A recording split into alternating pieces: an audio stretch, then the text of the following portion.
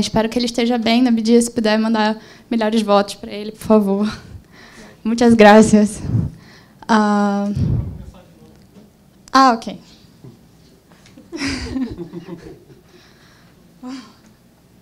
Boa tarde, pessoal. A gente está aqui na nossa mesa Vigilâncias na América Latina e suas implicações sociopolíticas, localizando, generificando e racializando o debate.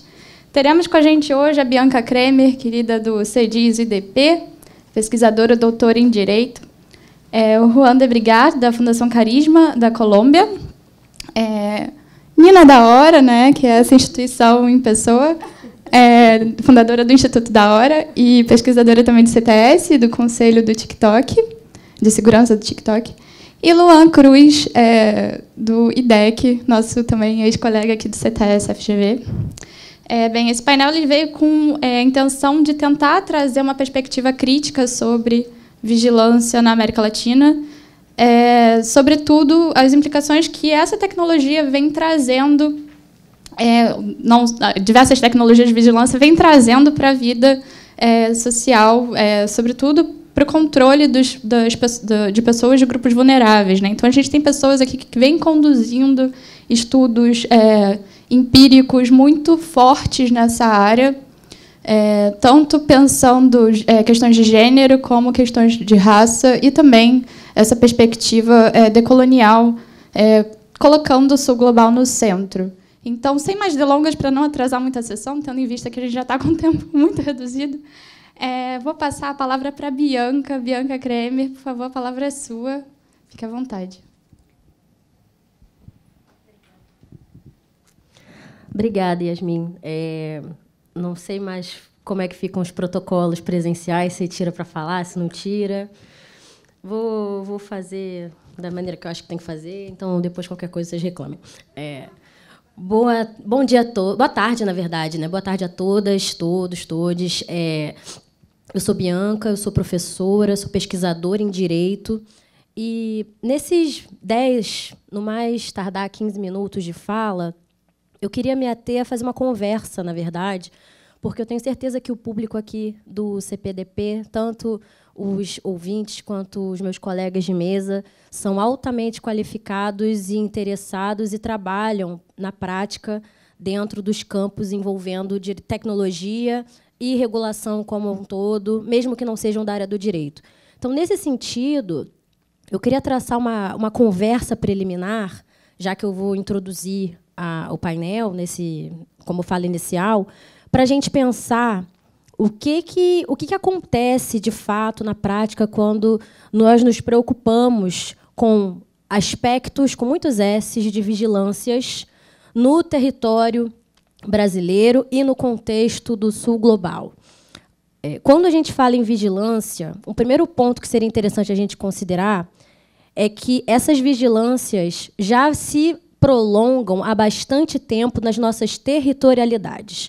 E, mais uma vez, eu coloco territorialidades com muitos S's, porque nós temos algumas cisões nos nossos espaços sociais que nos colocam em alguns lugares de hierarquização de humanidade de uns para com outros.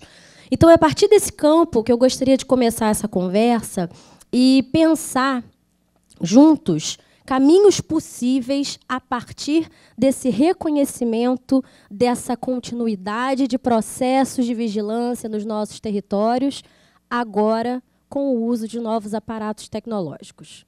Esse é o grande ponto-chave, então eu vou direto ao ponto para a gente pensar juntos esse cenário. Por que pensar em gênero e raça dentro desse contexto? O Brasil, especificamente, e aqui eu falo do Brasil tomando assento no lugar que me cabe, que é de uma pessoa que é atravessada pela minha formação, né? Eu sou atravessada pela minha formação em Direito, na graduação, na pós-graduação, a minha atuação profissional, eu atravesso e sou atravessada pelo campo de atuação em que eu me sinalizo, né, em que eu me situo, que é o direito. E o direito sempre surgiu como uma ferramenta de manutenção de processos de nominação dentro dos nossos territórios.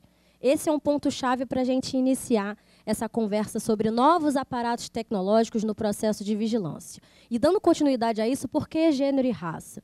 Porque a nossa cultura jurídica, que é o instrumento-chave, a ferramenta-chave, que é a base fundante da, como eu posso chamar, do Estado-nação que se desenvolveu no modo como nós conhecemos, se deu com base em um padrão específico. E que padrão específico é esse? É um padrão que reconhece um aspecto desejável de humanidade e de sujeito de direito. Então, esse sujeito, para ser protegido pelas normas positivas, pelas normas cogentes, para ele ser abraçado no exercício de direitos e obrigações na esfera pública e na esfera privada, é um sujeito de direito idealizado. Idealizado dentro de uma dinâmica de poder. E que idealização é essa? No geral, homens cis heteronormativos, cristãos, brancos, numa sociedade altamente patriarcal, latifundiária e proprietários de terra. Esse é o padrão por cultura jurídica que por aqui se desenvolveu para idealizar e manusear o direito para a proteção desse sujeito de direito, que não tem nem o gênero nomeado e nem a raça nomeada.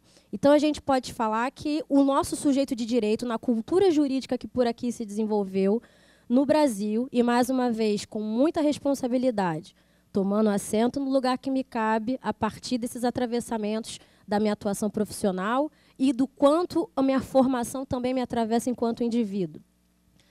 É importantíssimo que nós reconheçamos, num primeiro momento, que existe uma narrativa quando nós projetamos esse direito como ferramenta jurídica, seja para a proteção de direitos, seja para a contração de obrigações, enfim, seja qual for o aspecto nos quais a gente está falando. Então, esse é um primeiro ponto para considerar. Agora, passando desse ponto do porquê o gênero e raça é tão importante, nós precisamos entender que, no processo histórico também de constituição desse Estado-nação, também herdamos, por herança colonial, uma lógica de hierarquização de humanidades que levam em consideração também esses aspectos que podemos chamar imbricados. Algumas pessoas pensariam interseccionais, quem for mais adepto de uma epistemologia de teoria crítica da raça, numa perspectiva racial, para racializar debates e trazer o gênero também para o epicentro do debate. Eu utilizaria imbricação também por uma disputa que faço dentro do direito que vou explicar. Os termos da conversa rapidamente, vocês vão entender onde eu quero chegar. Então, uso imbricação de Haute Curiel, que pensa também aspectos de gênero e raça para projetar o direito de modo que faça sentido nas realidades vividas da população do sul global, do contexto da denominada América Latina, porque nós nunca nos chamamos latino-americanos. Nós sempre fomos denominados latino-americanos pelo outro, né, pelo colonizador, pela lógica, pela dinâmica de poder do contexto global no qual estamos inseridos, social, política e economicamente. Esse é um ponto inicial para nós pensarmos. Agora, quando nós falamos de tecnologias de vigilância dentro desse contexto, e eu digo isso com muita responsabilidade porque eu acho que o contexto precisa ser dado para a gente projetar a conversa e o debate em termos que, de fato, façam sentido.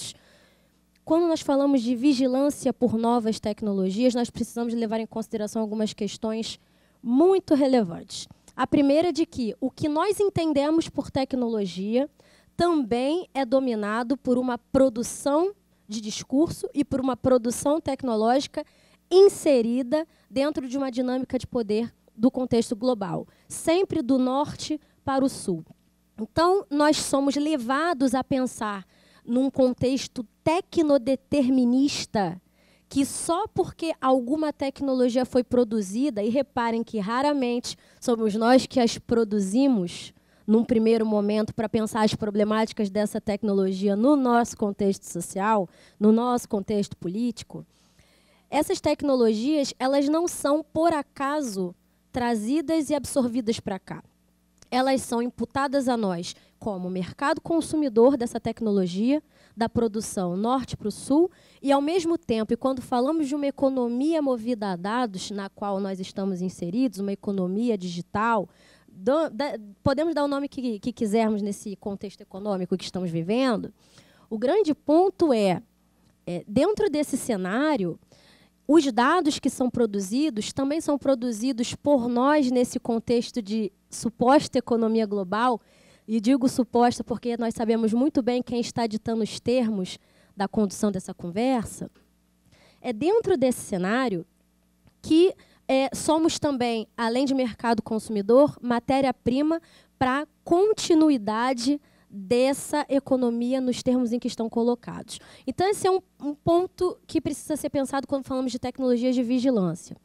Para além de nós falarmos tão somente de tecnologia X, Y, Z, e agora eu vou finalizando essa minha introdução preliminar, é importante que nós pensemos que quando estamos falando dos riscos de vigilância, são riscos que não são isonômicos, são riscos que são experienciados por diversas camadas do nosso contexto social, por diversas camadas dentro das nossas vicissitudes próprias, das nossas nações, no contexto do Sul global também.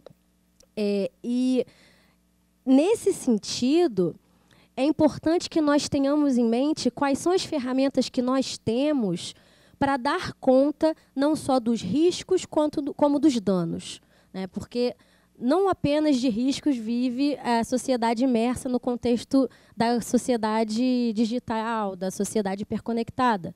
Nós também experienciamos na ponta uma série de violências que nem sempre vêm à tona por conta dessa invisibilidade de múltiplas formas de ser, estar e bem viver.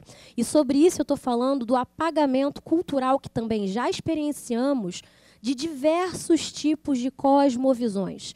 Então, quando a gente fala, para dar concretude ao que eu estou falando, quando a gente fala dos riscos da vigilância dentro de um contexto urbano, é muito diferente dos riscos da vigilância excessiva no contexto rural.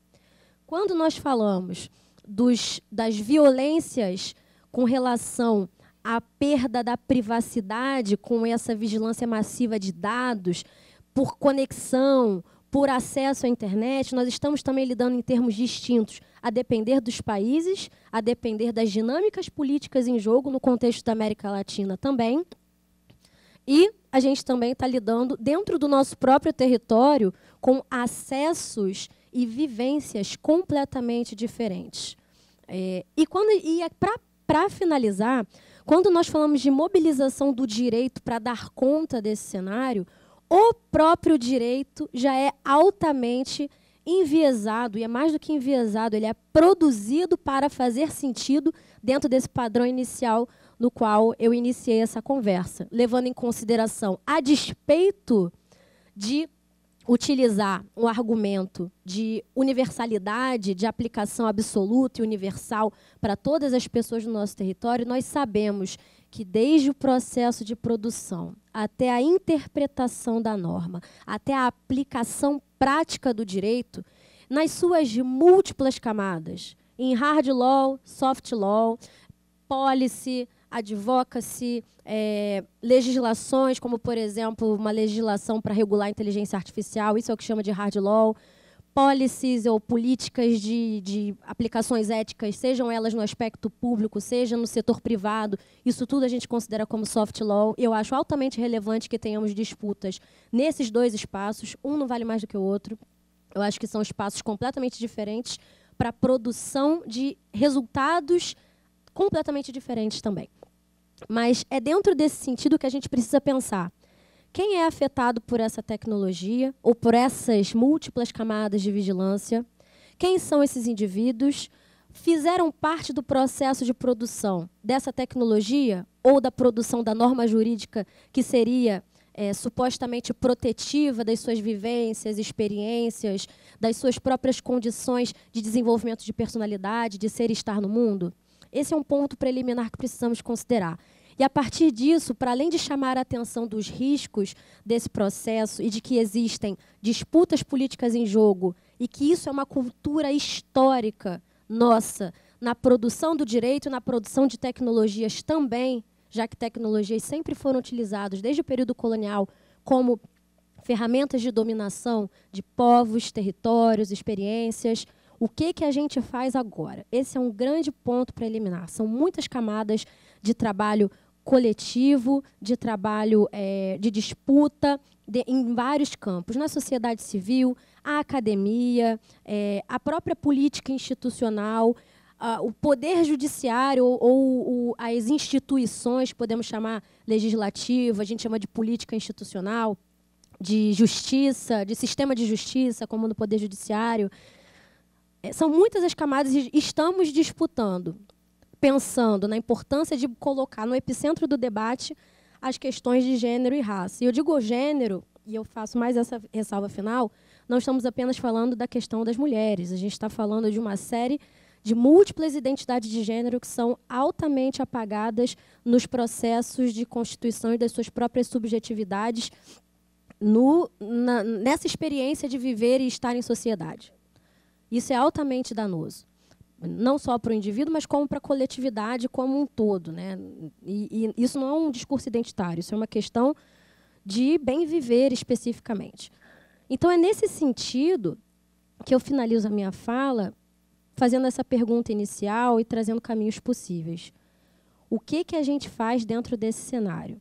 Primeiro, as disputas das instituições postas já estão sendo feitas, e digo em sociedade civil, na política, institucional, mas não apenas isso.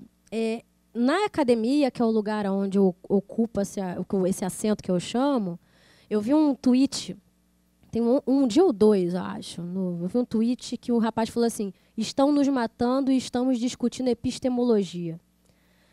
Porém, num primeiro momento, a gente arregala os olhos e fala, puxa, é verdade. Só que o processo de dominação sempre foi permeado por disputas epistemológicas. O que é válido, o que é bom, o que é correto, o que é jurídico, o que é moral, o que é normal, o que é aceitável, o que é bom, o que é produtivo. Isso tudo é epistemologia.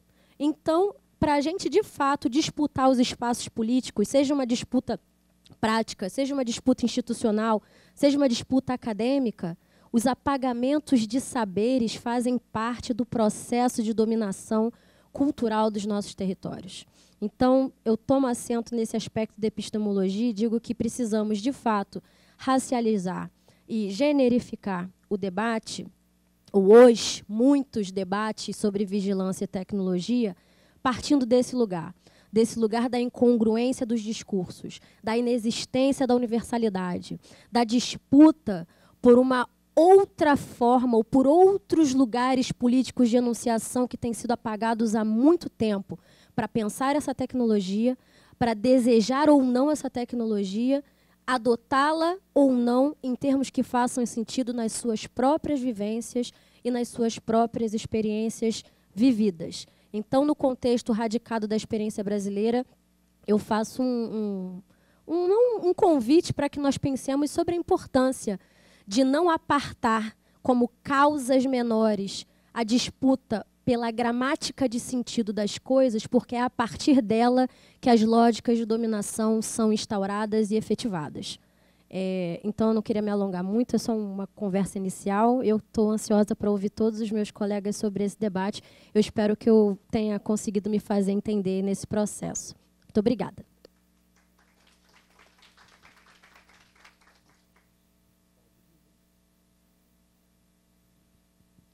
Ok. Tá ligado isso? Alô, alô, tá ligado? Ah, tá. Foi precisa, exatamente 15 minutos, fico impressionado.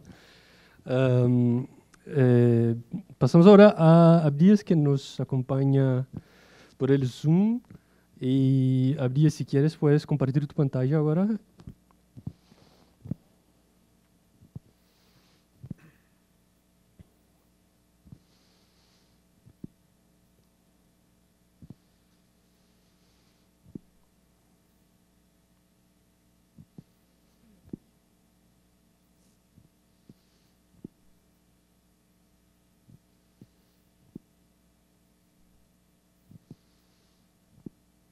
Ahí está. ¿Me escuchan? Sí, un poco bajo. Perfecto. Yo no los escucho tan bien como quisiera, pero muchísimas gracias a todas, todos y todos los que se encuentran en Río de Janeiro. Tengo entendido que hay una persona presente que les va a estar traduciendo del español al portugués. De igual forma que tengo unos 15 minutos para poder presentarles lo que estamos haciendo en videovigilancia o vigilancia en la región de Centroamérica.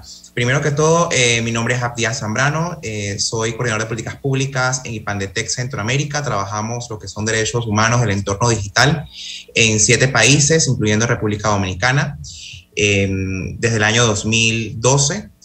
Y vemos lo que son diferentes áreas de trabajo como la ciberseguridad, privacidad, protección de datos personales, economía digital, gobierno y datos abiertos. Y dentro de la privacidad tenemos un componente fuerte de lo que es videovigilancia, vigilancia y protección de datos personales.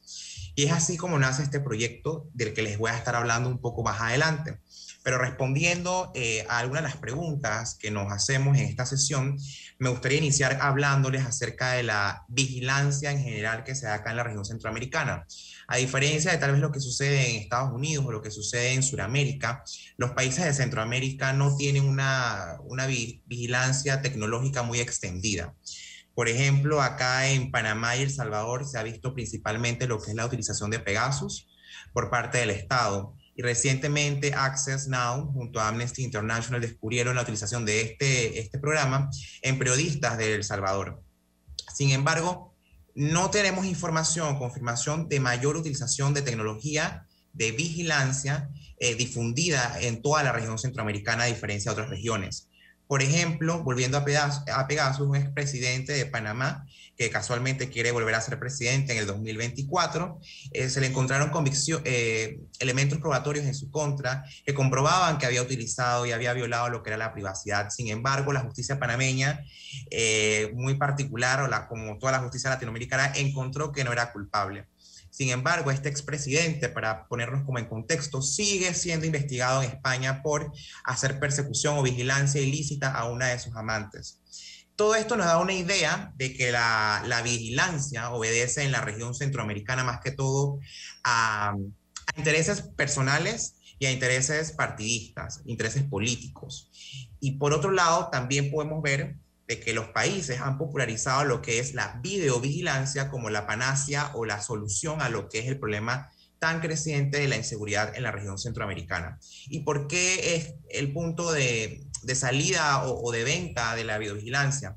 Porque la región centroamericana, según expertos de seguridad, es la región más peligrosa del mundo sin una guerra activa. Esto quiere decir que todas las personas que viven en Centroamérica están acostumbrados a un ambiente de violencia y por lo tanto al escuchar que van a tener paz y que van a tener seguridad, es así como los gobiernos pueden venderle lo que es la vigilancia a través de cámaras. Por otro lado, tanto las escuchas telefónicas como la videovigilancia que violan la privacidad y los datos personales tal vez no son de una preocupación muy grande para la población. Lo ven como un justificante. Si voy a tener privacidad, si voy a tener seguridad y voy a tener paz en mi comunidad, en mi barrio, no importa si yo pierdo un poquito de esa privacidad o esa protección de datos personales, porque al final del día hay un dicho: el que no la debe no la teme, o el que no está haciendo nada malo no tiene por qué preocuparse de ser vigilado. Entonces vemos que al existir esta narrativa de parte de los gobiernos, no importa mucho para la población, o sea que la población en sí misma no le preocupa la vigilancia y no le preocupa la vigilancia en sí, porque sienten que no los afecta a ellos como ciudadanos, porque como mencioné en los casos anteriores, siempre se ha dado a periodistas, se ha dado a defensores de derechos humanos, y el ciudadano en sí no lo ve como que él puede ser víctima de esa violación de la privacidad, perdón, o de la protección de datos personales.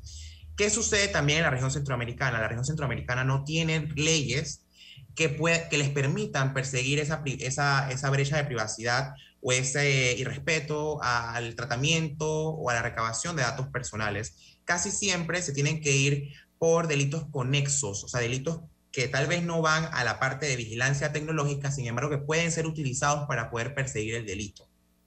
De igual forma, lo que es la videovigilancia, vemos cómo se lesiona lo que es el derecho a la imagen. Y en esta investigación que les voy a estar compartiendo, les voy a dar como una una radiografía de la situación de la videovigilancia en la región centroamericana. Sí, creo que ven en pantalla lo que es una diapositiva que habla acerca de Centroamérica Vigilada, que es nuestro más reciente proyecto con el apoyo del Fondo Indela. Este proyecto nace precisamente porque en el año 2018 se había comenzado a instalar cámaras de vigilancia en Guatemala de una forma desmedida. Y no es hasta ahora que, bueno, conseguimos la ayuda de Indela y podemos desarrollar este proyecto en Guatemala, Panamá y Costa Rica. En cada uno de estos 3 países el proyecto fue desarrollado en 3 ciudades. En Panamá, la ciudad de Panamá, que es la capital económica y política, la ciudad de Colón, que es una ciudad que es la primera ciudad por donde entran los barcos del Canal de Panamá, y la ciudad de Boquete, que es una ciudad turística. Asimismo, están las ciudades de Tibás, Cartago y Grecia en Costa Rica, y también en Guatemala tenemos la ciudad de Guatemala, que es la capital política y económica, Cobán y Mixco, que son otras ciudades bastante importantes del país. ¿Qué fue lo que hicimos con este proyecto?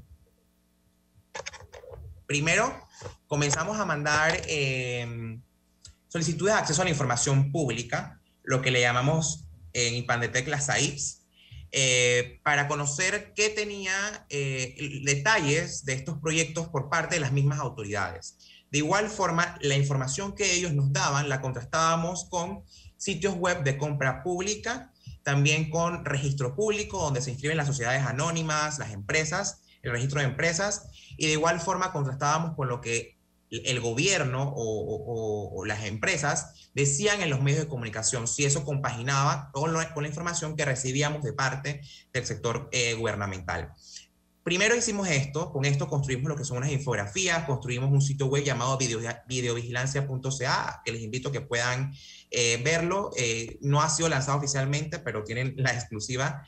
De igual forma, realizamos lo que son entrevistas con líderes y lideresas locales para conocer, nos importaba muchísimo conocer la opinión de la comunidad a través de sus líderes, las personas que ejercen liderazgo, para conocer si habían sido tomados en cuenta para la implementación de estos sistemas, si estaban a favor de los sistemas y si algo les incomodaba o les desagradaba de la existencia del sistema. Después de hablar con estos líderes y lideresas, nos fuimos con el ciudadano común. Nos fuimos a unos diálogos ciudadanos o grupos focales, que sí era un grupo más grande, por ejemplo, las entrevistas a los líderes y lideresas eran 3 personas por ciudad, o sea que al final del día eran unas 9 personas por país. Sin embargo, al hacer los diálogos ciudadanos o las entrevistas mediante grupos focales, sí había un grupo más grande de 6 a 10 personas que tal vez no tenían un liderazgo local, sin embargo eran ciudadanos y vivían en la comunidad y tenían algo que decir acerca de estos sistemas de vigilancia. Y por último, tuvimos lo que eran reuniones con autoridades y con gremios empresariales como una forma de generar una conversación inicial para hablar acerca de la videovigilancia, qué es lo que estaba bien y qué es lo que estaba mal. En el contexto legal en la región centroamericana, podemos ver que de los 3 países estudiados, el derecho a la privacidad es un derecho constitucional. Sin embargo, ninguno de los 3 países menciona la protección de datos personales dentro de sus constituciones, sino que este derecho, el derecho a protección de datos personales, es un derecho que nace de la privacidad en estas jurisdicciones. De igual forma, solamente Costa Rica y Panamá poseen una ley de protección de datos personales, Guatemala no, por lo tanto sus ciudadanos están totalmente desprotegidos al uso de videovigilancia, porque además de esto, ninguno de los países tiene una regulación de la videovigilancia, sino que cada gobierno local o cada ministerio a cargo de la seguridad nacional decide cómo va a aplicar la videovigilancia o cómo va a aplicar la vigilancia en los ciudadanos sin tener un marco legal que le permita al ciudadano conocer cómo se recaban estos datos personales, cómo son tratados esos datos personales. De igual forma, gracias al proyecto hasta el momento, hemos tenido algunos pequeños logros.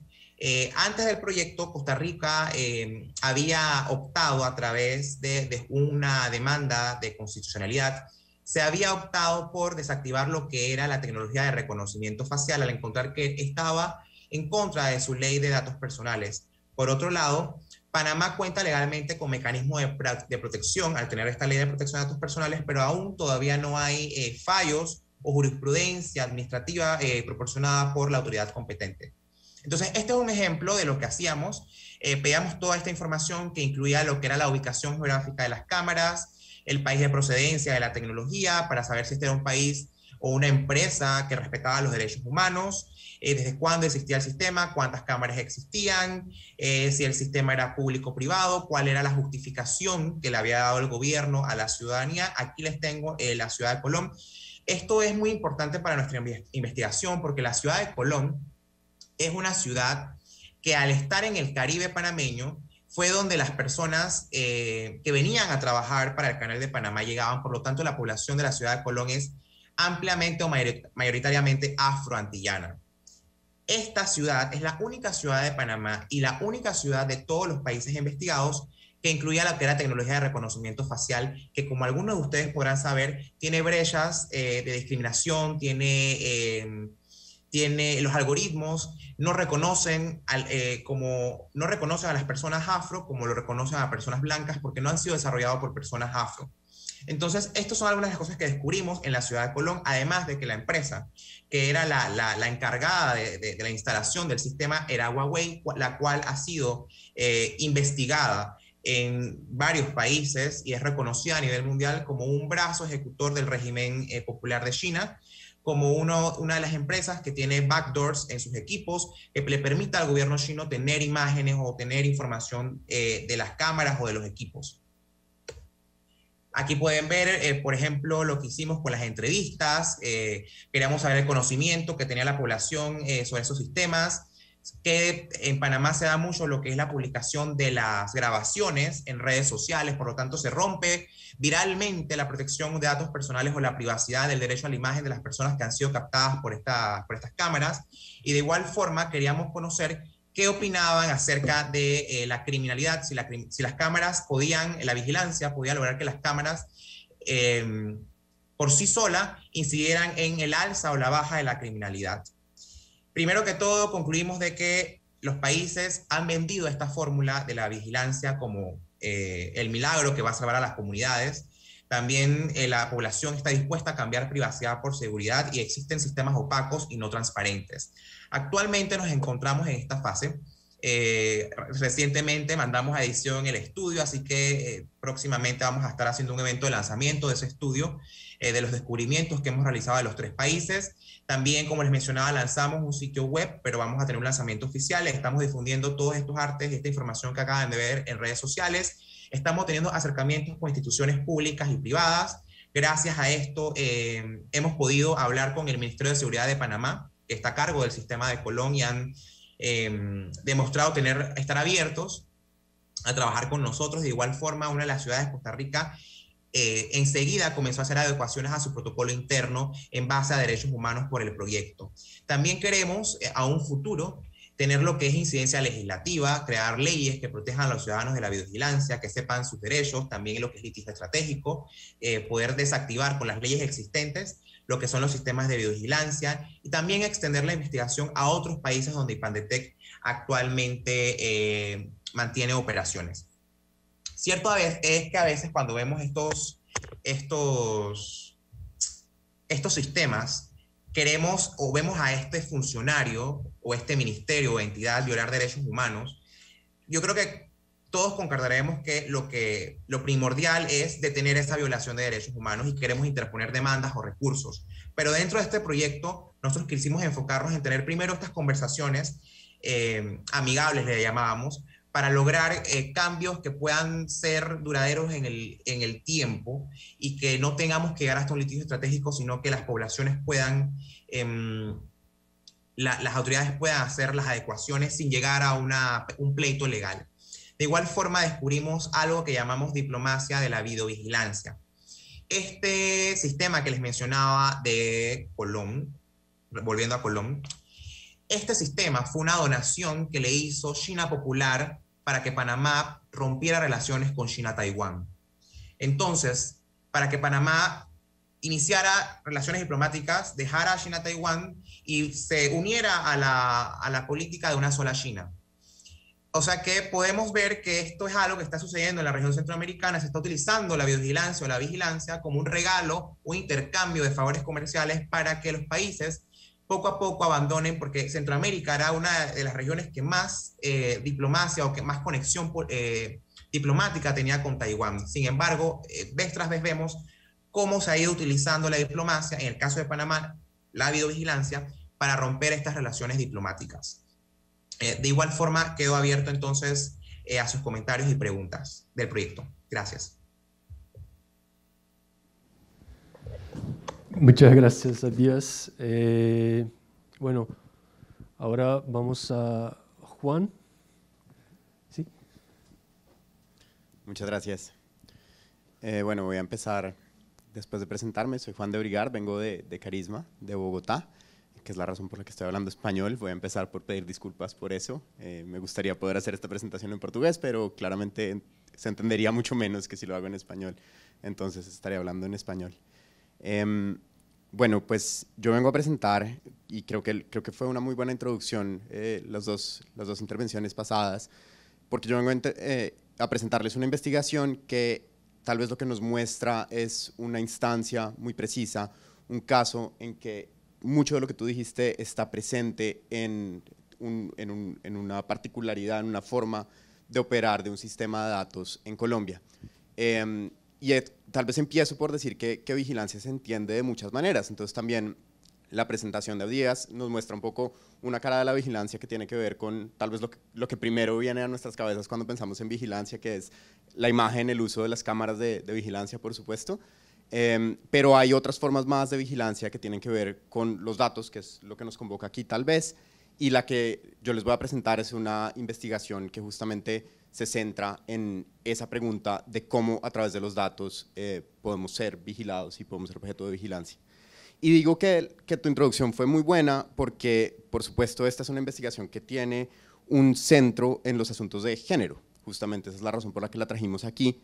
Es una investigación al respecto de un programa en Colombia que se llama Familias en Acción y que es un programa de subsidios específicamente destinados a madres cabeza de hogar.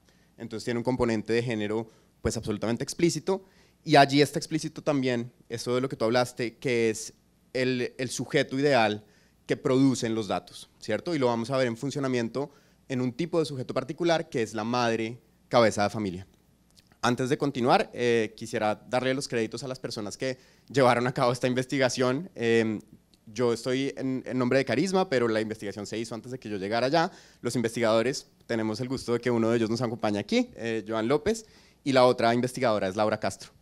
Y una segunda apología pequeña es que, por supuesto, esta es una investigación con pues un componente de género importante, y yo soy un hombre blanco cis, entonces tal vez soy la persona menos adecuada para presentarla, pero voy a tratar de hacerle justicia a ese punto lo mejor que pueda. Entonces, para empezar a presentar la cuestión en términos más amplios, tengo que hablarles primero de otro asunto que está, o pues digamos del asunto marco que rige esto en Colombia, que se llama el SISBEN. El SISBEN es el Sistema de Posibles Beneficiarios de Ayudas Sociales del Estado.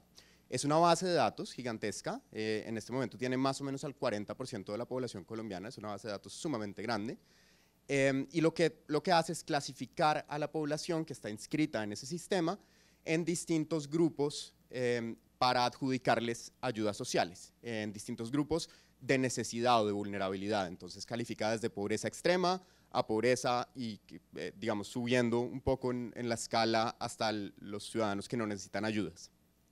Ese gran sistema, digamos, se usa para distribuir muchos programas distintos de ayudas del Estado. Esos programas, algunos están todos focalizados, todos los programas responden a las necesidades de unos grupos particulares, no son, digamos, programas absolutamente generales, sino que responden a intereses más particulares, y uno de ellos, que se llama Familias en Acción, y es el que enmarca, digamos, estas transferencias económicas que se le hacen a las madres, está diseñado específicamente para grupos familiares.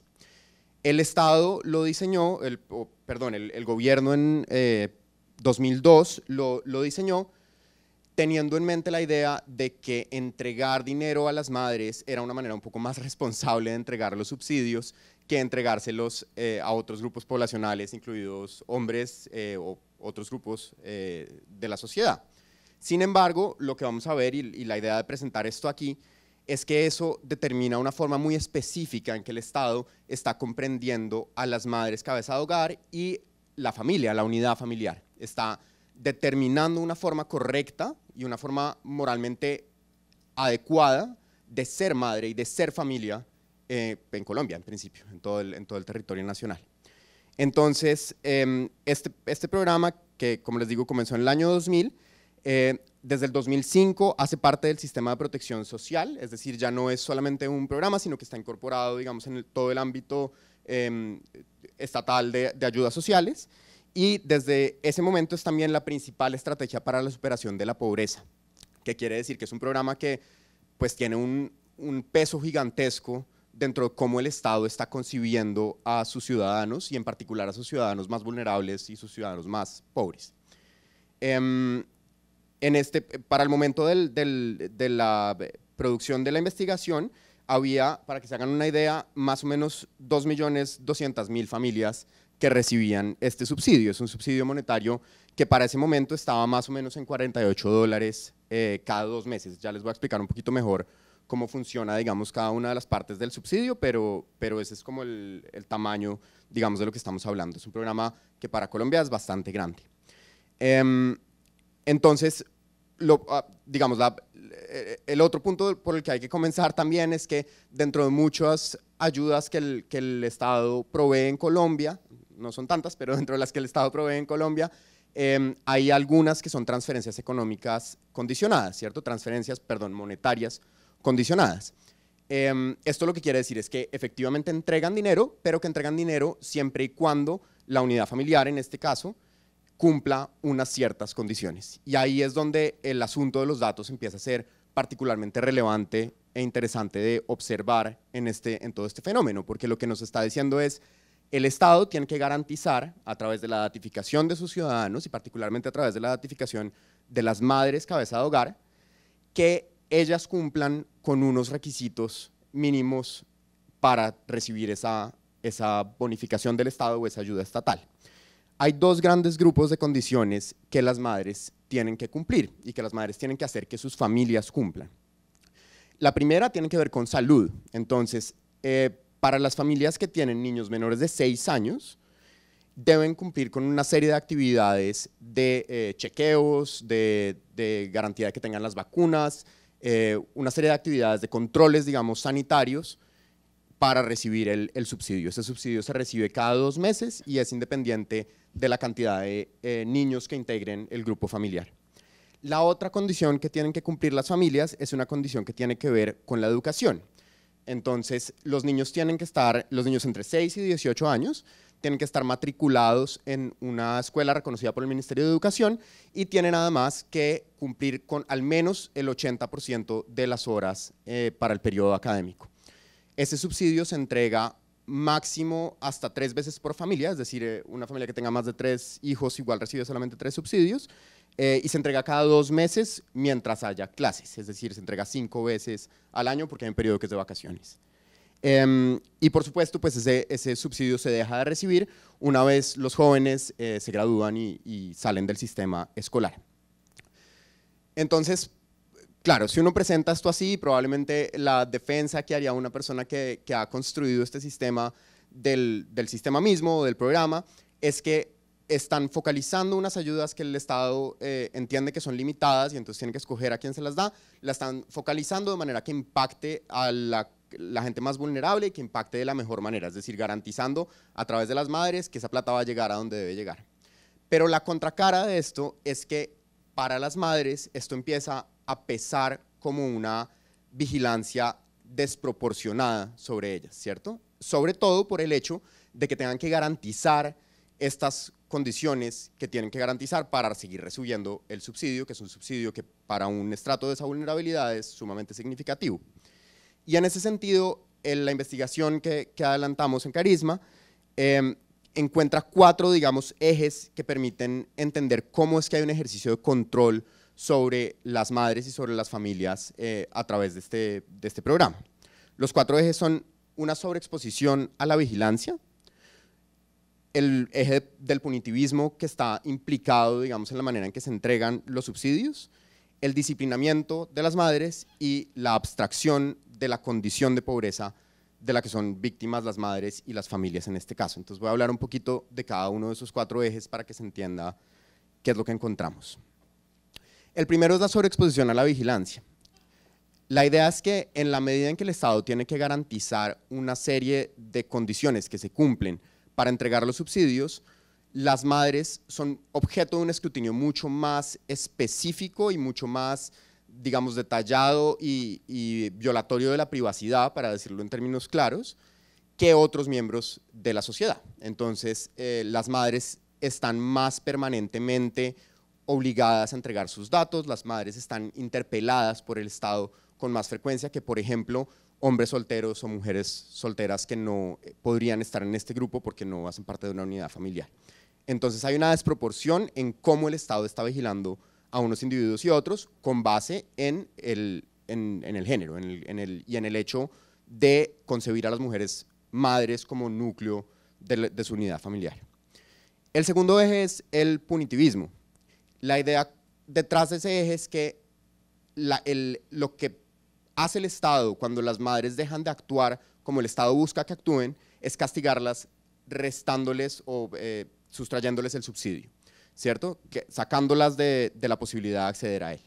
Eso lo que quiere decir es que el Estado no está concibiendo los beneficios sociales y las ayudas sociales como un mecanismo de garantizar derechos que deberían ser derechos para todos, sino que los está caracterizando de alguna forma, en términos muy prácticos, como un mecanismo de premiación a los más vulnerables, tal vez es como lo que uno diría, o un mecanismo de, digamos, de privilegio para las poblaciones más vulnerables.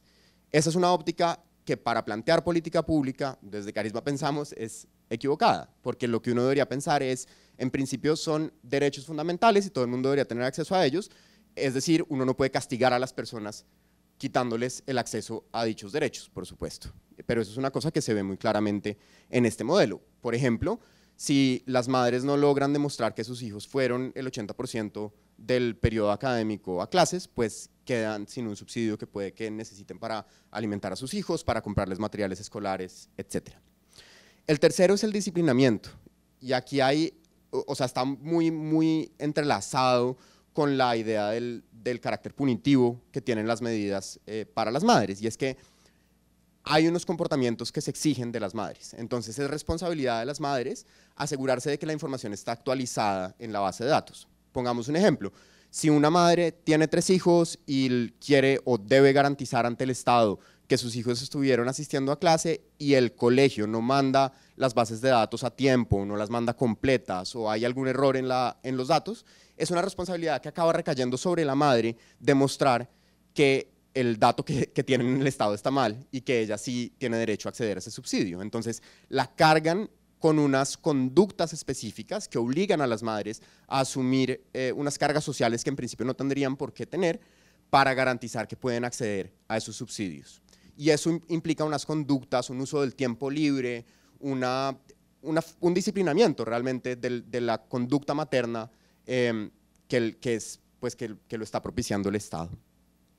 Y por último está el eje de la abstracción, que es la idea de que estas madres, todo el CISBEN, digamos, es una manera, Joan lo pone de muy buena forma, me parece a mí, una manera en que el Estado ve a la población, en que el Estado mira a sus ciudadanos, ¿cierto? A través de los datos, no a través de cámaras como vimos en el ejemplo anterior, sino a través de los datos. Y en este caso, en la abstracción, la situación de las madres y la situación de las familias deja de ser una experiencia vital y deja de ser la comprensión de cómo es el día a día de estas personas y acaba siendo, pues, un dato, por supuesto, con el que el Estado lidia un poco para no tener que lidiar con la situación real. Las madres acaban siendo entonces unas intermediarias entre el Estado, digamos, y la superación de la pobreza. Acaban casi instrumentalizadas por el Estado para que sea posible superar la pobreza a través de su rol de cuidadoras y de madres y de, en este caso, garantes de la educación o garantes de la salud, que es una cosa sumamente, pues, compleja. Esa es como a grandes rasgos la investigación. Quisiera, antes de pasar a las conclusiones, pues invitarlos a que la conozcan, a que la lean. Tenemos también, se llama Vigilando a las Buenas Madres, esta investigación, y como les decía, está enmarcada en una investigación un poco más grande sobre el sistema de posibles beneficiarios de ayudas sociales. que tiene 3 documentos adicionales. También muy invitados a que los conozcan, están todos en la página de Carisma. Tal vez uno de los más grandes y más robustos se llama Experimentando con la Pobreza, es un informe sobre cómo funciona esa gran base de datos. No sé cómo estamos de tiempo. Bueno, pues entonces voy a pasar brevemente por unas conclusiones y si acaso después tomamos preguntas. Bueno, la primera tal vez grande es que, como ya dijimos, las ayudas sociales dejan de concebirse como la garantía de un derecho, el mecanismo para garantizar un derecho, y pasan a concebirse más bien como un privilegio para las personas más vulnerables, que es de entrada un mal lugar para plantear la política pública, pero este es un ejemplo pues paradigmático y claro de eso. De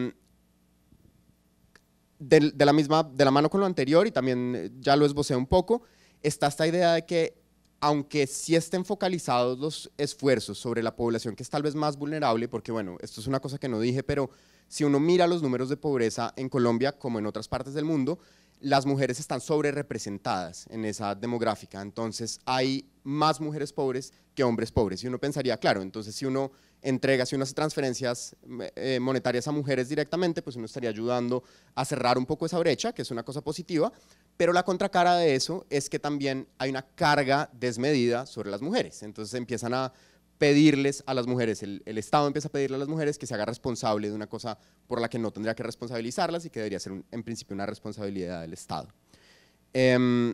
Y eso tiene que ver con lo que nombré también, de que las mujeres son construidas como intermediarias entre el Estado y la superación de la pobreza. Eso es un problema fundamental. Un tema que está presente aquí y al que no he hablado es, imagínense con esta noción de familia, ¿cierto? Tan específica que opera en la base de este programa, donde caben otras minorías de género. Entonces, por supuesto, las familias que no son heteronormativas y que no tienen una madre cabeza de familia, tienen una garantía mucho menos o muchas menos garantías para acceder a estos beneficios. Hoy en día, pues por supuesto en Colombia se pueden formar familias homoparentales y yo no quiero imaginarme cómo será ser una familia homoparental y tener que ir a donde un agente del CISBEN o del DNP a decirle cuál de los dos es la mamá para que le den el beneficio. Es decir, es una cosa que es absolutamente retrógrada, digamos. No concibe otras maneras de pensar a la familia, ¿no? Y bueno, por último quizá, para ya cerrar del todo, los pasos a seguir, lo que nos queda abierto con esta investigación, pues son en realidad un montón de cosas, porque la investigación apenas y empieza a indagar sobre las cuestiones que están de fondo, y dejo pues algunas líneas abiertas que será muy interesante investigar en lo sucesivo. El primero es el impacto para las mujeres sobre la calidad de las bases de datos, porque esas bases de datos, pues como sucede también en otros países de la región, con seguridad, no tenemos mucha garantía de que sean buenas, de que tengan la información a tiempo, de que tengan la información completa, entonces eso tiene un impacto sobre las mujeres y es una carga adicional para ellas. La afectación de su tiempo libre, del tiempo libre de las mujeres, es decir, todas estas tareas que el Estado está delegando sobre las mujeres implican que ellas tienen un ejercicio mucho menos autónomo de cómo gastan su tiempo y cómo pueden usar sus recursos, y eso es una afectación muy grande. O un tercer punto que también se investiga en otro de los 3 reportes de los que les hablé, son los mecanismos de comunicación entre las autoridades y las personas afectadas. Eso es una cosa recurrente en Colombia, y es que la información no es clara y no está a tiempo. Entonces también es una línea, digamos, de investigación interesante. Esto, tal vez para explicarlo bien, tendría que como hacer una explicación previa un poquito larga, pero entonces lo voy a pasar apenas por encima. Hay algunos programas dentro del programa de Familias en Acción que son espacios formativos para las madres, y pasa que las madres no tienen ninguna voz en qué tipo de espacios formativos son, entonces ese también sería un punto muy importante para trabajar, que ellas tengan, digamos, más capacidad de decisión sobre cómo el programa está implementándose. Y por último, como una pregunta un poquito más abstracta, pero que está a la base de todo lo que hemos discutido, es esta idea de la persona ideal que está detrás de las bases de datos, o de la persona abstracta que está detrás de las bases de datos, de qué manera se está materializando en los distintos programas, que en este caso ya empezamos a esbozarlo, pero hay otros casos más, como por ejemplo el de Jóvenes en Acción, que es un programa análogo, en que también sería interesante entrar a ver, pues sí, cómo es eso que en abstracto se ve así tan complejo y difícil de aterrizar, cómo se está viendo en la realidad. Esa es la presentación que quería hacer. Muchas gracias por su atención y de nuevo mis disculpas por haberlo hecho en español.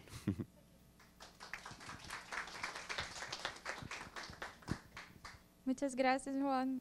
Eu acho que a apresentação do Juan e do Abdias, que trazem pesquisas qualitativas, né, montam o quadro para a gente entender esse repertório teórico que a Bianca tentou trazer também na fala dela, né, sobre como essas perspectivas, de fato, você pensar gênero, raça e local é imprescindível para a gente conseguir reconstruir essas tecnologias e pensar elas criticamente, né? Porque a materialidade, como os dados apontam, mostram exatamente que os grupos vulneráveis são mulheres, determinados grupos sociais são os mais vulnerabilizados por esse tipo de tecnologia e os mais vigiados, né? Então, eu acho que já conseguiu somar muito bem aqui as 3 falas sobre o tema.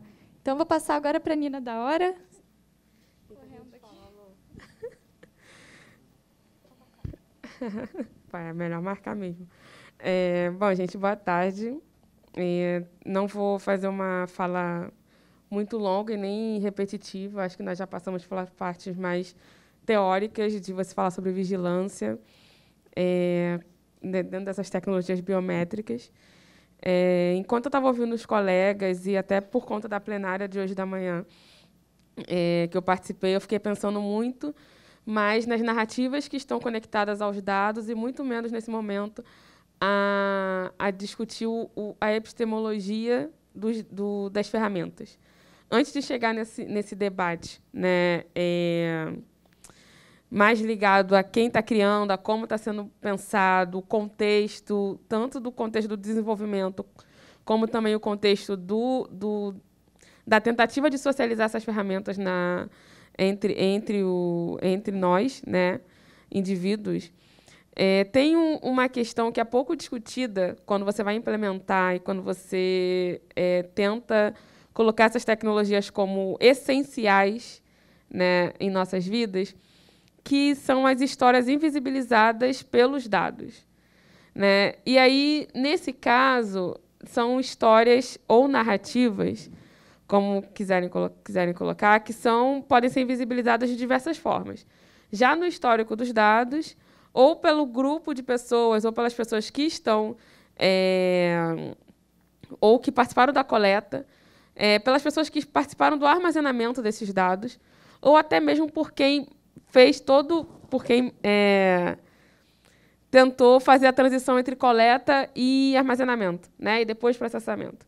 Eu acho que um exemplo que eu estou vendo acontecer aqui ao vivo é até como as câmeras do painel estão se movimentando, né? Eu pedi para ligar a luz porque é uma percepção, acho que, para além do audiovisual, como que quem está operando ou quem opera essas ferramentas, através do que eles estão visualizando como o melhor enquadramento, geralmente são enquadramentos que invisibilizam uma das partes. Então, ou vai invisibilizar uma ponta que está a Bianca, ou vai invisibilizar uma ponta que está eu e o Luan. Não está encontrando um enquadramento onde fica todo mundo. Isso eu estava percebendo desde o início. E isso vai para além das questões técnicas, né? Isso também é parte de quem está Rio, né, Abdias? Eu sou um pouco encrenqueira. Isso também vai por quem está manuseando e entende o que é o melhor enquadramento, o que deveria estar aparecendo naquele momento da fala e da narrativa. Quando nós questionamos isso, nós acabamos nos questionando. Então, quem participa da coleta, do armazenamento, do processamento, eu costumo dizer que está em uma constante terapia. E aí, quando eu falo isso, meus amigos de ciências de dados eles não gostam muito.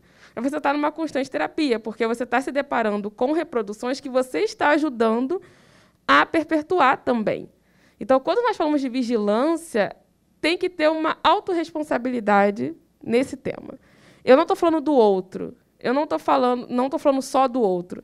Eu não estou falando só de um outro, de uma pessoa que pensa ou tem ideologias diferentes de mim. Porque até bem pouco tempo, o debate da vigilância ele não era feito nem no âmbito jurídico e muito menos nas áreas técnicas.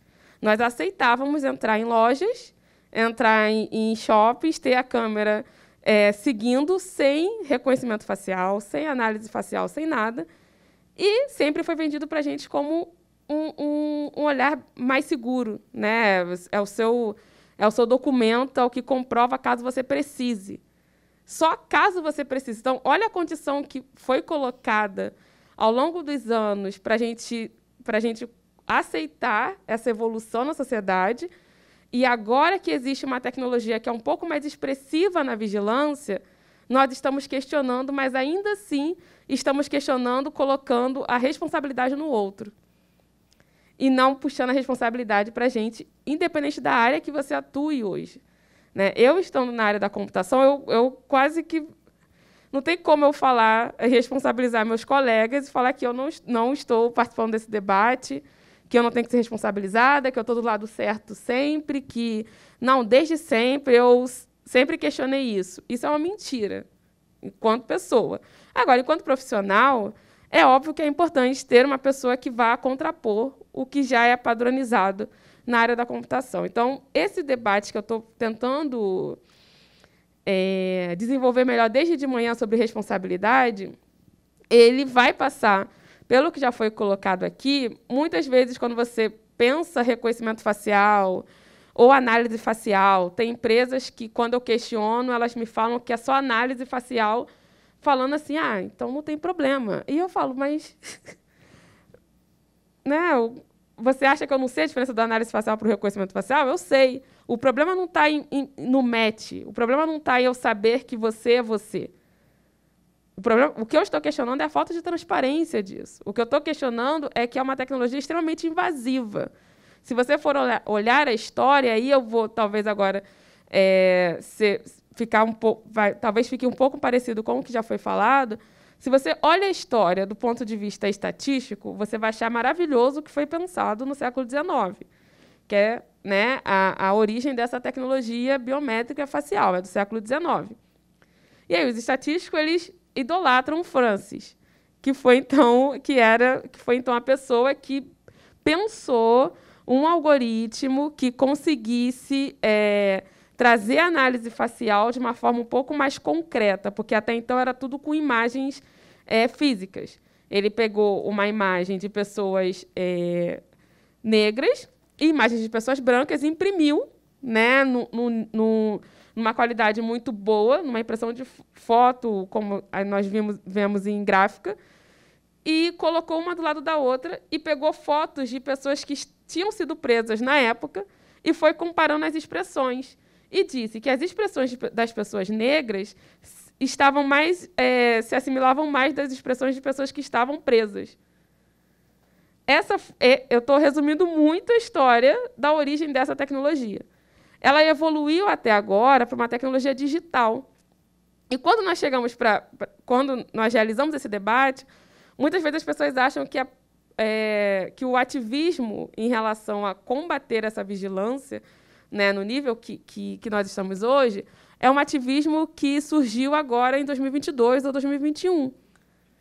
Quando, na verdade, em países subrepresentados no debate global, e eu estou falando dos países da América Latina, estou falando América Latina, continente africano, uma parte da Ásia, isso já era questionado. Se vocês forem buscar surveillance, sem necessariamente citar tecnologias biométricas, esse debate estava sendo feito antes dos anos 2000. E quando nós trouxemos esse debate aqui para o Brasil, ou conseguimos dar mais visibilidade, nós só usamos referências dos anos 2000 para cá. E aí parece que, de fato, é um debate novo, é algo que está surgindo com a evolução das redes sociais, o que não é verdade. Então, esse era um segundo ponto dessa tentativa de invisibilizar lutas que antecederam os anos 2000 em relação à vigilância em tecnologias biométricas. E o último ponto que estou vendo ali, que eu já passei... Não? Ah, tá, tem 2 minutos. E um último ponto que eu tenho refletido muito com as leituras mais conectadas à área de design, né? Tem um livro chamado UX Indigenous, que é a perspectiva do UX e do UI, né? Desenvolvimento de interfaces, da perspectiva indígena. Se eu não me engano, é um livro que foi escrito por um autor, ele é do Peru. E aí ele escreveu porque ele sentia falta de referências que partissem do contexto dele. E aí é uma provocação. Muito dos contextos e dos exemplos e dos argumentos que nós temos hoje para tentar fazer com que as pessoas que estão tomando as decisões de usarem reconhecimento facial em espaços públicos, segurança pública e na educação também, para que fazer elas refletirem sobre esse uso, nós estamos usando muitos exemplos ligados aos Estados Unidos. Isso tem me preocupado. Primeiro, por ser os Estados Unidos, e nós estamos na América Latina, são culturas e contextos bem diferentes, até mesmo dentro do movimento negro. Nós temos similaridades, como nós temos similaridades com a Revolução Angolana, mas o contexto que se deu, toda a luta, é um contexto diferente. Nós estamos usando exemplos que advêm dos Estados Unidos pela magnitude do país em trazer recursos, ter livros, artigos, etc. Nós já sabemos de tudo isso.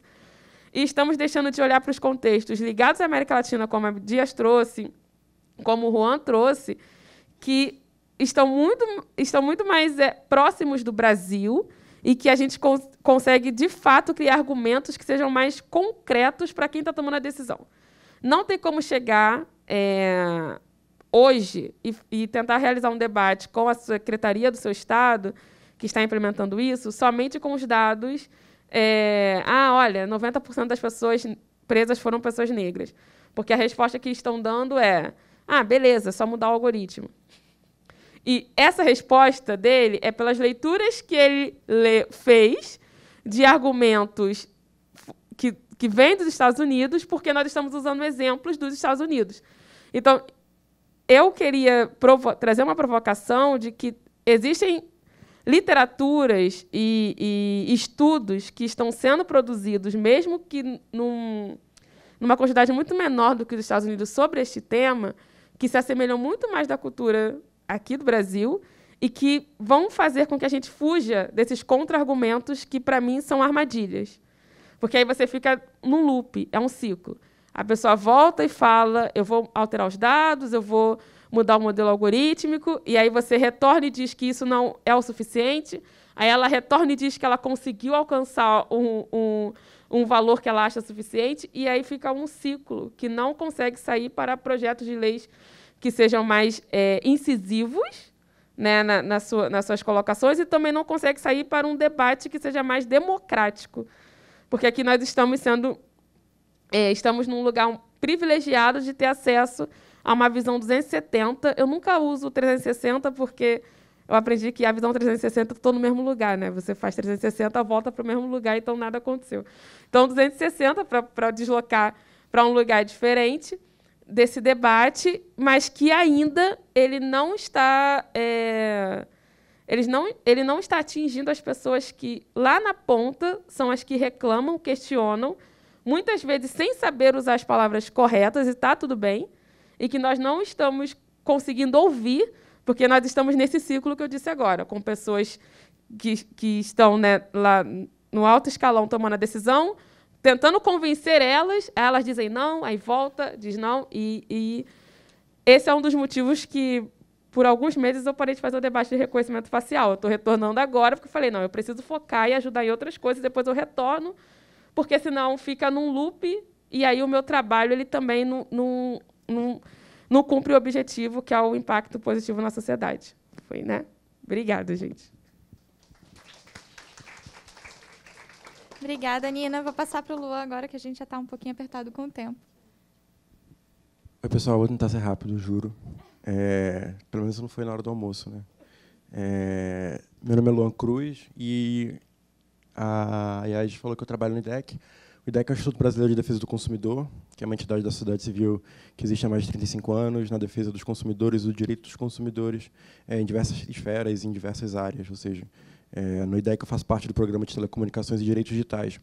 Mas a minha apresentação aqui hoje, eu ia falar um pouco sobre o IDEC também, mas eu acho que é interessante falar também sobre um pouco da minha perspectiva das pesquisas que eu fiz, inclusive aqui no CTS, e das que eu desenvolvo hoje em dia no meu mestrado. Eu sou formado em Direito pela UF, mas sou mestrando em Divulgação Científica e Cultural pela Unicamp, que é a Universidade de Campinas. Depois de todo mundo falar, assim, às vezes é muito complicado só repetir, ou, enfim, resumir algumas coisas, né? Assim, eu fiquei pensando que a gente está lascado, de verdade, assim, no Brasil, na Colômbia, na América Central. E o que a gente faz aqui é um trabalho de formiguinha, é um trabalho de contra-ataque, é muito assimétrico. É muito difícil você ser da academia, da sociedade civil, e conseguir atacar, contra-atacar e rebater grandes estados, grandes prefeituras, grandes empresas, inclusive o público geral que consegue ser cooptado por esse discurso que envolve tudo que diz respeito à proteção de dados e inteligência artificial.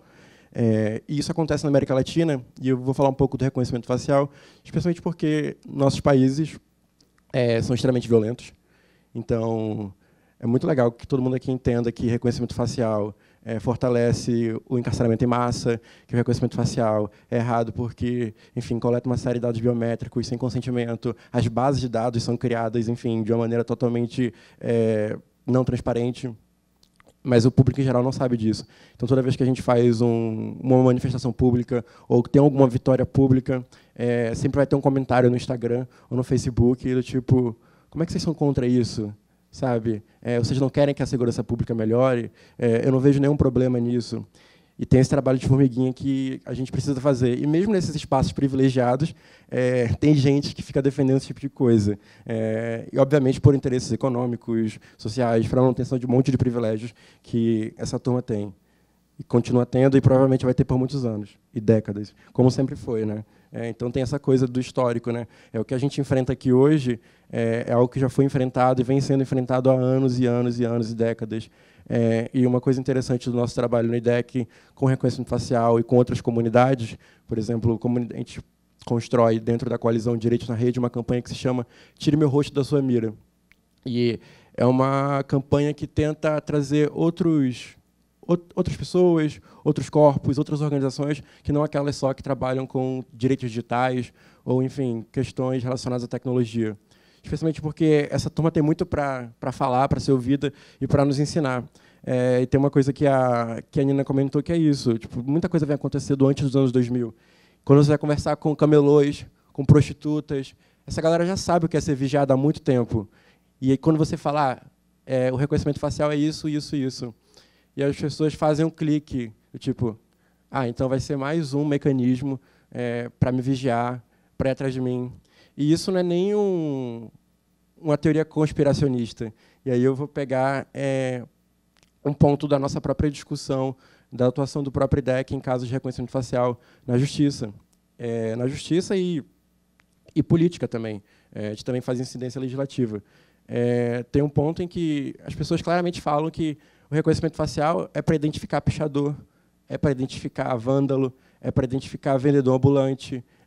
E isso, enfim, cada pessoa tem a sua questão moral sobre um monte de coisas, mas o ponto do camelô para a gente é muito interessante porque a gente vive no Brasil, a gente vive na América Latina, que são países extremamente pobres, o sistema trabalhista é totalmente precarizado, e às vezes essas pessoas têm no meio, nesse meio do camelô, do vendedor ambulante, do artista de rua, a única forma de sobreviver. E a gente está gastando milhões e milhões de reais que poderiam ser investidos nessas pessoas para fortalecer a repressão sobre elas. Para além disso, eu acho que tem um ponto agora, eu queria falar um pouco da parte jurídica que a gente enfrenta também. Muito se falou sobre falta de transparência. E isso se reflete desde o momento em que o projeto é idealizado até a implementação e dos seus efeitos e resultados. Tem muitos casos de implementação pelo Brasil que a gente não sabe que a licitação ocorreu, a gente não sabe onde estão os documentos da licitação, a gente não sabe quanto foi gasto. E aí, isso pelo Brasil todo, tá, gente? Tipo, do Rio de Janeiro a Mata de São João, no interior da Bahia, isso acontece com frequência. A Itacoatiara, que é uma cidade vizinha de Manaus, no Amazonas, as relações são muito escusas e pouco se sabe não só sobre compras públicas, pouco se sabe sobre tratamento de dados, pouco se sabe sobre valores, sobre pessoas que têm acesso a esses dados, sobre instituições que têm acesso a esses dados, com quem esses dados são compartilhados. Enfim, tem essa parte de falta de transparência. E quando a gente fala de transparência e publicidade, a gente não está falando só da LGPD, que é de 2018. Transparência e publicidade é um direito constitucionalmente garantido desde 88, e é um direito que vem sendo reforçado em outras leis, como o Código de Defesa do Consumidor, que o IDEC ajudou a aprovar, como o Marco Civil da Internet, enfim, a própria Lei de Acesso à Informação, que são constantemente desrespeitadas nesse país, e especialmente quando se fala de aquisição de tecnologias. Então, tem esse ponto de desrespeito à lei frequente, que é a marca do Brasil, e não só do Brasil. A gente trabalha com outros parceiros, e a gente tem casos no Paraguai, na Argentina, em que você não consegue que a prefeitura ou que o órgão público te responda coisas básicas, do tipo, quanto foi gasto, quantas pessoas vocês prenderam, quantas pessoas vocês reconheceram errado, qual é o software que você está utilizando, de quem é o hardware, enfim, qual é o acordo de cooperação técnica, porque muitas vezes existem as doações também, que aí é história para mais de 1000. E a gente percebeu aqui no IDEC, há uns anos atrás, que esse tipo de implementação estava acontecendo de uma maneira desenfreada, e alguns casos eram tão flagrantemente ilegais que a gente se viu instado a ir para a justiça e atuar em agências administrativas contra a utilização do reconhecimento facial. E para quem acha que o reconhecimento facial é uma coisa nova, não é. Inclusive, a utilização do reconhecimento facial é uma discussão que existe desde os anos 2000. Em pesquisa que a gente fez, a gente descobriu que o IDEC já tinha assinado uma carta contra o reconhecimento facial, pelo banimento e pela moratória do reconhecimento facial, lá em 2009, quando isso não era uma questão muito, enfim, patente. Obviamente que com o desenvolvimento tecnológico e com o barateamento das câmeras, isso agora é um grande problema. E em 2019, a gente teve um caso no metrô de São Paulo, na linha amarela, em que o metrô instalou câmeras, sem avisar ninguém, para fins comerciais, em que coletava dados de gênero, raça, idade, ou que eles achavam que seriam, né, porque a câmera é muito ruim. E uma coisa interessante é que, no caso, na petição da Via 4 e dos advogados, eles falavam, não, a gente não faz reconhecimento facial. Tipo, a gente pega o rosto e bota o número. Então, isso não é um dado pessoal, sabe? É isso, e aí você tem que explicar, e aí isso cai na mão de juiz, você tem que explicar didaticamente que isso sim é uma coleta de dados, que isso é uma coleta de dado biométrico, e que o que ele está querendo te fazer é enganar, ele está mentindo para você, sabe? E isso acontece em muitos espaços.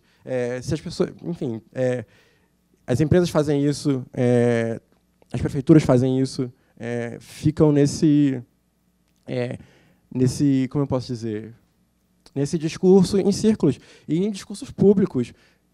Enfim, a gente ganhou esse caso, ganhou uma liminar do reconhecimento facial na linha amarela, ganhou a liminar, depois a Via 4 foi condenada em primeira instância, está correndo recurso de apelação. A gente também ganhou um caso similar com a Hering, isso dentro do âmbito da Secretaria Nacional do Consumidor, em que ela também botava câmera sem avisar ninguém para traçar perfil de quem visitava a loja, tipo, se a pessoa parava em determinado espaço, como ela reagia em determinado setor da loja, e obviamente isso é flagrantemente ilegal, porque viola uma série de leis, lei de direito. E esses casos que eu falei, tanto da Hering quanto da Via 4, eles existiram e foram levados à justiça e a agência administrativa muito antes da LGPD estar em vigor. A gente conseguiu utilizar argumentos, como eu falei para vocês, argumentos constitucionais, argumentos consumeristas, enfim, argumentos do direito civil, porque não é porque agora que a gente tem uma lei de proteção de dados pessoais que esses problemas surgiram só agora.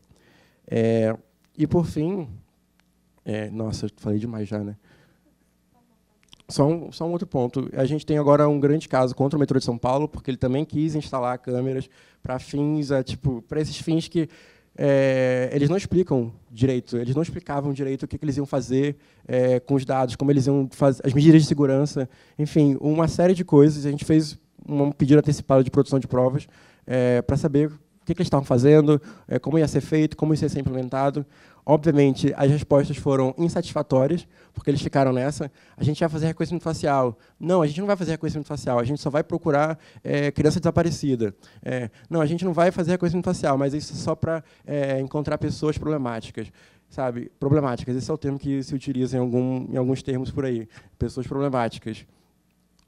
Eles ficam nessa de círculos, e você tem que, tipo, não, cara, não é assim, você está fazendo reconhecimento facial, sim, e o que você quer fazer, você vai conseguir fazer com reconhecimento facial. Como é que você quer achar foragido da justiça, quer achar criança desaparecida sem reconhecimento facial? Sabe? Não tem como você ficar de dois papos. E a gente ganhou um liminar, nesse caso, novamente. Agora o caso, enfim, está na parte processual de primeira instância ainda, esperando a decisão final da juíza. Mas é muito importante que, aqui no Brasil, o movimento judicial é o que tem tido um pouco mais de êxito na hora de contra-atacar certas iniciativas de reconhecimento facial. Mas o reconhecimento facial, hoje em dia, de acordo com o estudo do Panóptico, ele está instalado em mais de 20 estados. E aí volta aquela simetria financeira e estrutural. O IDEC é só uma ONG, apesar de histórica e muito forte, é só uma ONG, e a gente percebe que esses casos emblemáticos são muito importantes, mas que as vias para enfrentar tecnologias de vigilância que violam direitos precisam ser múltiplas. E também foi por isso que, recentemente, a gente fez uma articulação com uma série de outros parceiros para fazer uma proposição de PLs contra o uso de reconhecimento facial pelo poder público. A gente teve a adesão de mais de 50 parlamentares pelo Brasil inteiro, vereadores, deputados estaduais e a deputada federal.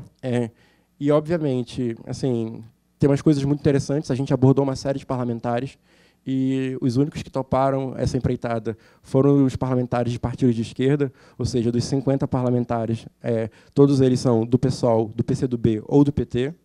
Então, a gente percebe que, claramente, há uma batalha. É uma batalha política, é uma batalha ideológica, e é uma batalha que só vai ser feita pela gente. Tá? A IBM, a Microsoft, que parou de vender lá, mas vende aqui, enfim, a Amazon, e todas essas outras empresas que desenvolvem tecnologia de vigilância não estão do nosso lado. Essa galera vai financiar a gente para diminuir os argumentos, e é por isso que a gente tem tentado construir pontes, a gente tem tentado construir coalizões, não só com organizações de direitos digitais, mas também com organizações da sociedade civil mais ampla, e com entidades que, aqui no Brasil, são responsáveis por defender interesses públicos, como o Ministério Público, defensorias públicas, enfim, e também instar autoridades a se manifestarem.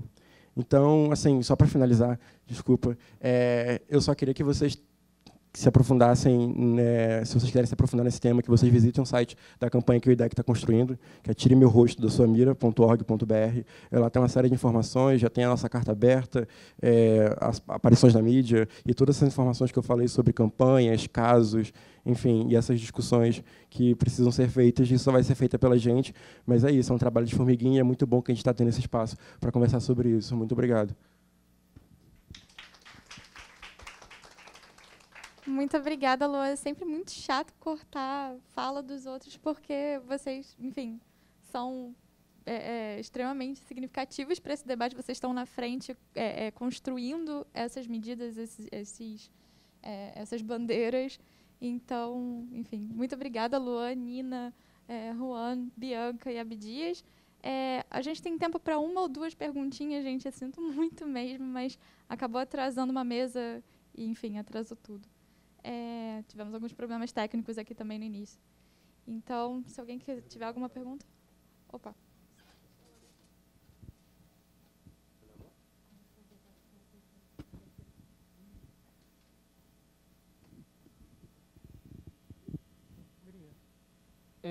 Eu ia perguntar se vocês acreditam que deveria existir alguma regulação sobre sistemas de vigilância no geral, ou se, por exemplo, leis como a LGPD ou princípios constitucionais, até eventual proibição de reconhecimento facial, bastariam para meio que controlar essas tecnologias. E se sim, é preciso ter uma regulação sobre sistemas de vigilância no geral, e aí incluir câmeras de shopping, enfim, etc., quais seriam os parâmetros e princípios que deveriam estar nessa regulação?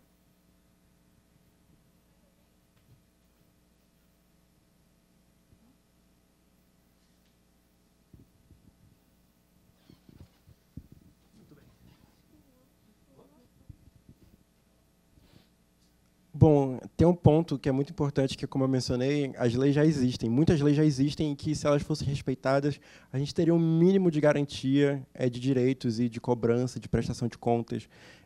O que a gente tenta fazer atualmente é que as leis sejam cumpridas, que a Constituição Federal seja cumprida, que, enfim, que o Código de Defesa do Consumidor seja cumprido, tem um Código de Defesa dos Usuários de Serviços Públicos que são desrespeitados, o ECA, o Estatuto de Criança e Adolescente também, porque a gente tem um grave problema de vigilância sobre criança e adolescente. E, enfim, se eu for falar que a lista de leis é um monte. Agora, a própria LGPD. Então, assim, eu acho que parâmetros legais a gente já tem, de certa maneira. Mas, por exemplo, tem prefeitura que tem reconhecimento facial que sequer nomeou encarregado até o dia de hoje. Sabe? Como é que você quer implementar um sistema de vigilância de dados biométricos, especialmente quando esses dados biométricos são colocados de criança e adolescente, que tem prefeitura que tem usado câmera de reconhecimento facial em escola, e você sequer tem uma política de segurança, você sequer tem um encarregado de proteção de dados pessoais, você, enfim, sequer tem medidas de segurança implementadas de maneira satisfatória. Então, tem um primeiro passo, que é fazer com que a lei seja cumprida e a lei seja fiscalizada e aplicada, ou seja, pelos órgãos que já existem. Mencionei aqui a Secretaria Nacional do Consumidor, a Autoridade Nacional de Proteção de Dados Pessoais, o próprio Ministério Público Federal e os próprios Ministérios Públicos Estaduais, que têm esse dever de fazer esse tipo de fiscalização e que não têm feito até os dias de hoje. E, como eu te disse, é um trabalho enorme a ser feito, mas, em questões de regulação, eu acho que a gente já tem bastante coisa. E, caso venha a ser, enfim, novas regulações futuras, como o próprio projeto de lei de inteligência artificial, que é muito ruim, ele é muito ruim porque não abarca nenhuma dessas questões que a gente está discutindo aqui. Ele é muito ruim, muito vago, e dá a carta branca para as empresas fazerem o que quiserem. Assim, eles invertem totalmente o regime de responsabilidade civil que existe, historicamente construído na Constituição, no CDC, no próprio Código Civil. Então, assim, tem esse ponto de que talvez a gente não precise de uma nova regulação, talvez em alguns pontos específicos sim. Enfim, muito se fala em regulação baseada em risco, de riscos aceitáveis e de riscos não aceitáveis, como, por exemplo, no caso do reconhecimento facial, crédito social, armas autônomas, enfim. Tem uma série de regulamentos que poderiam ser feitos, inclusive de maneira infralegal, por meio de, enfim, regulamentações da própria Autoridade Nacional de Proteção de Dados Pessoais, mas eu acredito que isso não vai ser o foco dela no momento, especialmente porque tem aquela exceçãozinha do artigo 4º da LGPD, que não se aplica à atividade de segurança nacional e segurança pública, e tem essa discussão sobre a LGPD penal, que, enfim, vai se arrastar por um tempo. Mas o que eu diria é que é importante que seja cumprido pelo menos o mínimo que não tem sido feito, enfim, até em grandes cidades, né? Tipo o metrô de São Paulo, que, enfim, é um dos maiores metrôs da América Latina, se não o maior metrô da América Latina, sequer fez um relatório de impacto na hora de contratar um serviço de reconhecimento facial, sabe? Então, em questões regulatórias, eu acho que o importante é a gente cobrar por mais fiscalização e aplicação da lei por quem tem o poder de fazer isso. E é isso que a gente tem feito também no IDEC, com a coalizão, enfim, com os nossos parceiros. Obrigada, Lua. Oi, seu nome? Iago?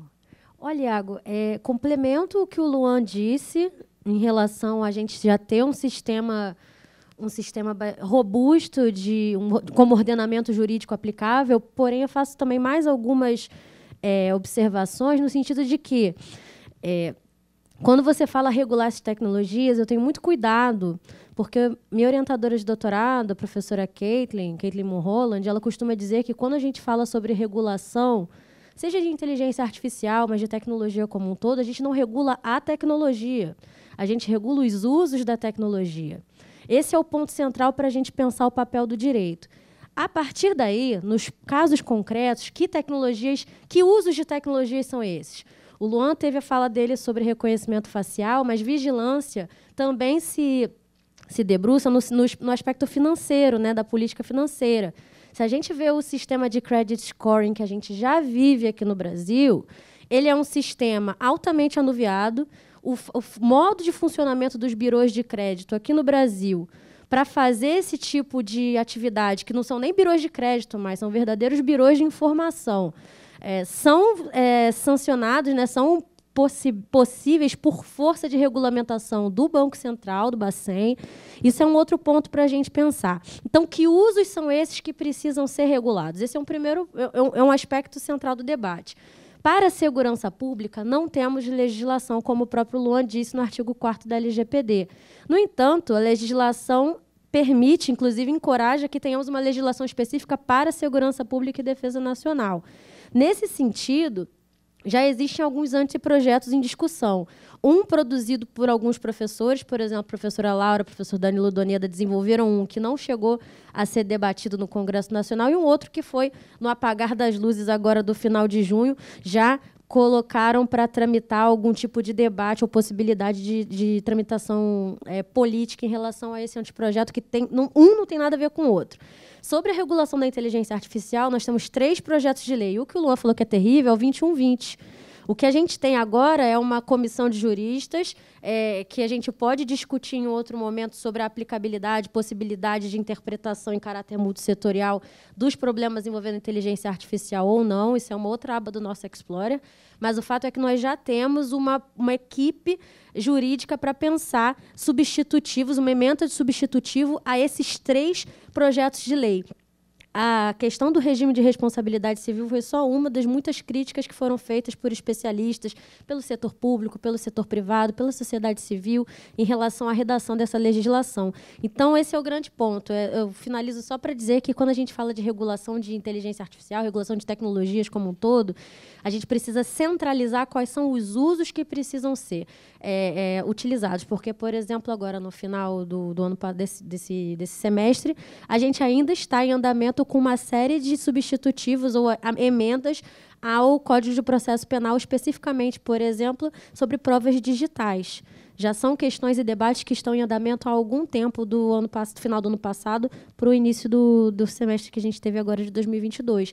Então, veja, acho que talvez seja interessante a gente pensar que usos vão ser regulados ou não, para, a partir daí, a gente pensar estratégias e caminhos possíveis. E, mais uma vez, eu termino dizendo que nós temos tanto aspectos de hard law como de soft law para pensar conformações principiológicas, éticas, de enforcement mesmo, e aí a gente pensa as aplicações possíveis ou não do direito dentro desse cenário. Obrigada, Bianca. A gente, encerrando a sessão, queria agradecer mais uma vez aos nossos panelistas e a vocês aqui por terem assistido. Muito obrigada, espero que tenham gostado.